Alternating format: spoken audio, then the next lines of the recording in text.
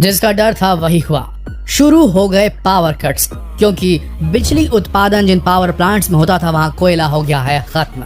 आंध्र प्रदेश में 6 बजे के बाद एसी बंद रखने के निर्देश दे दिए गए। लगातार झारखंड, मध्य प्रदेश और यूपी, पंजाब, राजस्थान हर जगह लगातार बिजली कटौती शुरू हो चुकी है।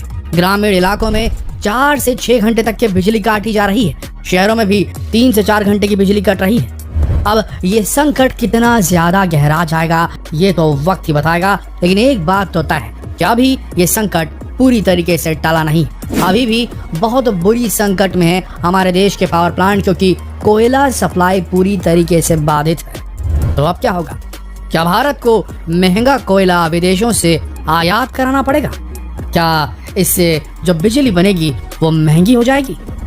जानने के लिए बने रहिए इस वीडियो के। आम जनता हो या विपक्ष हो या मीडिया हाउसेस, सबके मन में ये सवाल कौन रहा है कि जिस भारत में 2019-20 में 70% जो कोयला था वो खुद अपने देश से ही निकाल कर इस्तेमाल किया गया था और 30% के लगभग बाहर से आयात किया गया था, उस देश में अब देश के अंदर से निकलने वाला कोयला कम हो गया है।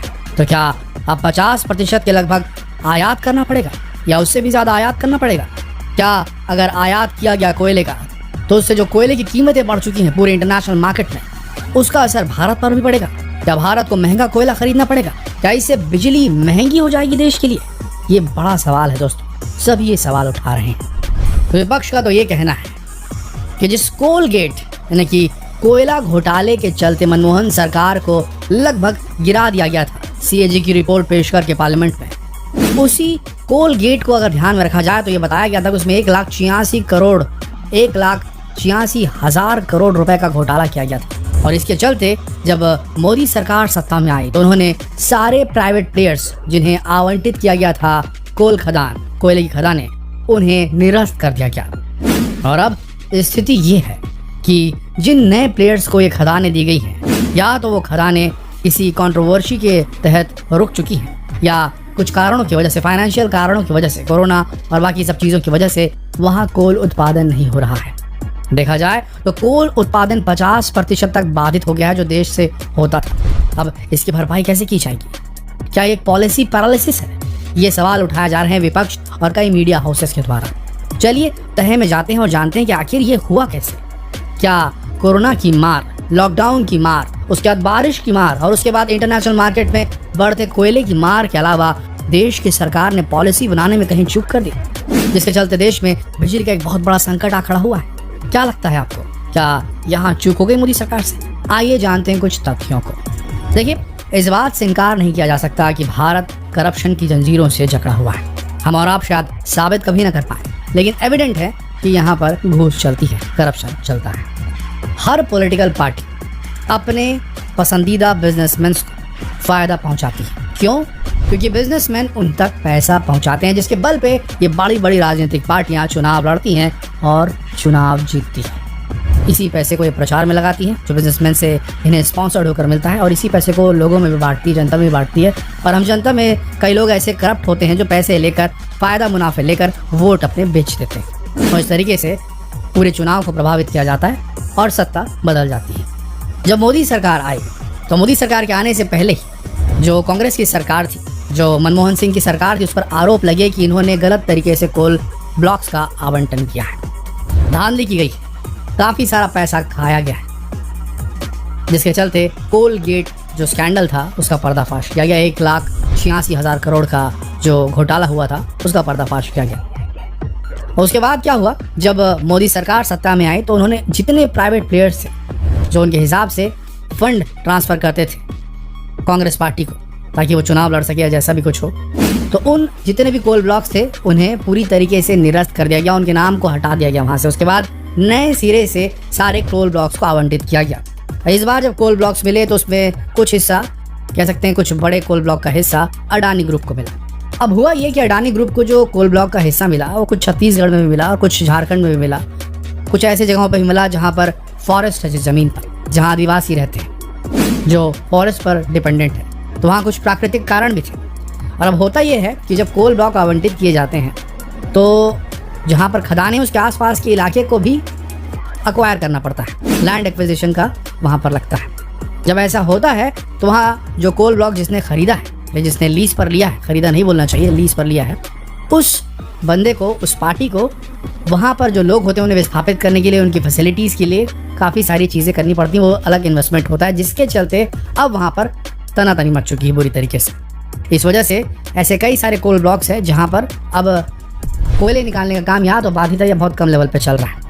ऐसा कुछ कोल ब्लॉक्स में हुआ है। इसके अलावा एक और बड़ी पॉलिसी जो बना दी गई है मोदी सरकार के आने के बाद से, वो ये है कि फ़र्ज़ कीजिए कि आपके कोल ब्लॉक में जिसके लिए आप अपना रजिस्ट्रेशन करवाना चाहते हैं, जिसे आप लेना चाहते हैं लीज पर, उसमें अगर 10,000 टन कोयला है या 1 लाख टन कोयला है, तो 1 लाख टन कोयला अगर उसमें से अनुमानित निकलना है तो आप 4% पैसे जमा कीजिए। यानी अगर 10,000 टन है या 1 लाख टन है तो उसका 4% आप जमा कीजिए। वो पहले ही ले लिया जाता है जो कोल खदान लीज पर लेने वाला है उससे। उसके बाद उसे वहाँ पर लैंड एक्विजिशन जो होता है, जो कि स्टेट गवर्नमेंट के हिसाब से करना पड़ता है, वो भी करना पड़ता है। तो स्टेट गवर्नमेंट को अलग देना पड़ता है और सेंट्रल गवर्नमेंट के जो कोल लिमिटेड जो है उसे भी देना पड़ता है, कोल इंडिया लिमिटेड को भी। तो कुल मिला के जो कोल ब्लॉक लेता है बंदा आज की तारीख मोदी सरकार के नियमों के अनुसार, उसे काफ़ी ज़्यादा झटका सहना पड़ता है फाइनेंशियली। उसके बाद फिर फॉरेस्ट वाली बात आ जाती है, प्रकृति से छेड़छाड़ वाली बात आ जाती है, और उसके बाद फिर वहाँ रहने वाले आदिवासियों की बात आ जाती है और दूसरे मसले आते हैं। इसके चलते होता ये है कि अब जो जितने भी लोगों ने, प्राइवेट प्लेयर्स ने कोल ब्लॉक जिनको आवंटित किए गए हैं, वो पूरी तरीके से फंक्शनल नहीं है, ऑपरेटिव नहीं है। जो पॉलिसी बनाई है मोदी सरकार ने, उसके चलते कोल भारत से निकालना महंगा हो गया है। समझ रहे हैं? तो वैसे में बाहर से आयात करना पड़ेगा। अब बाहर से आयात करना पड़ेगा तो वहाँ भी काफ़ी ज़्यादा रेट्स है कोयले की। तो कुल मिला के देखा जाए तो किल्लत दोनों तरफ मच चुकी है। अब इसे पॉलिसी पैरालिसिस कहा जाए या वक्त की मार, ये कहा नहीं जा सकता। लेकिन स्थिति इतनी ज़्यादा गंभीर है दोस्तों आज की तारीख कि ये सिर्फ शॉर्ट टर्म सोल्यूशन से इसका कंप्लीट सोल्यूशन नहीं हो पाएगा। शॉर्ट टर्म तरीकों से बिल्कुल इसका कंप्लीट सोल्यूशन नहीं हो सकता। इसके लिए लॉन्ग टर्म कुछ करना पड़ेगा, और लॉन्ग टर्म का मतलब है सीधे सीधे हमें रिन्यूएबल सोर्सेस ऑफ एनर्जी की तरफ जाना होगा। ये काम एक साथ तो नहीं किया जा सकता, समय लगेगा इसमें। लेकिन इसके चलते जो सफरिंग, जो परेशानियाँ अब हम लोगों को होंगी बिजली की कमी की वजह से, देखते हैं उसे किस तरीके से पूरा किया जा सकता है। केंद्रीय कोयला मंत्री के अनुसार कोयला भरपूर है और बिजली कटौती नहीं होती है, लेकिन बिजली कटौती, पावर कट्स शुरू हो चुके हैं, जिनका असर अब शायद त्योहारों पर भी देखने को मिलेगा और आने वाले कुछ महीनों में और ज़्यादा गहरा सकता है ये संकट। देखना यह है कि भारत सरकार क्या करती है। क्या बाहर से कोयला मंगवाती है या यहीं पर डिलीवरी बढ़ाती है, माल की ढुलाई बढ़ाती है? बारिश रुकेंगी तो बारिश रुकने से फिर यहाँ के कोयला खदानों में लगातार काम को बढ़ाया जाएगा। देखते हैं कि ये स्थिति कहाँ तक संभल पाती है। तब तक के लिए हम तो आपसे यही गुजारिश करेंगे, जितना हो सके कम से कम बिजली की खपत कीजिए, क्योंकि आने वाला समय थोड़ा टाइट हो सकता है इलेक्ट्रिसिटी के मामले में। वैसे आपका क्या कहना है? क्या ये पॉलिसीज जो बनाई गई हैं नए कोल ब्लॉक्स को आवंटित करने के लिए, क्या ये सही है? क्या ऐसा करने से जो कोल ब्लॉक को एक्वायर करने वाले जो लोग हैं उन्हें परेशानियों का सामना नहीं करना पड़ेगा? क्या लगता है आपको? कमेंट करके जरूर बताएं। और जितना हो सके इस सवाल को दूसरों से पूछने के लिए इस वीडियो को शेयर करना ना भूलें, फेसबुक पर, व्हाट्सएप पर, यूट्यूब पर, ताकि लोग अपनी अपनी राय प्रस्तुत कर सकें।